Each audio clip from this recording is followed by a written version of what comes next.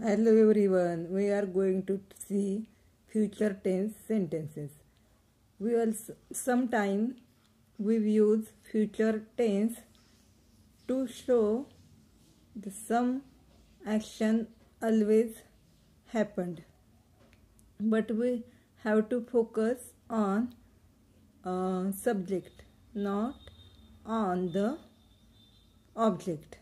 First example of future tense sentence: most soaps will not lather in sea water. This action always happens. We know such soaps will not lather in sea water.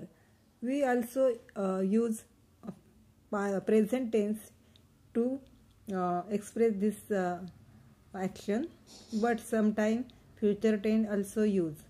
The Spanish translation: La mayoría de los japoneses no harán espuma en el agua de mar. Mayoría, most, de los japoneses soaps no harán espuma, will not lather in el agua de mar, in sea water. We also show this sentence in present tense, but also here we use will, because here we emphasize on the subject. Second, he will never answer my question.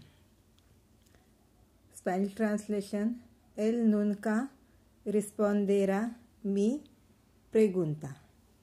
Here also he will never answer my question. This always happened. This action always happened.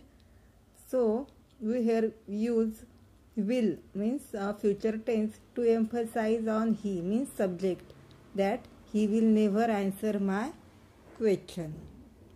So here we use future tense to emphasize on subject rather than object. He will never answer my question. Él nunca responderá mi pregunta. He nunca never responderá mi pregunta. Responderá, answer, mi pregunta, my question. Thank you everyone.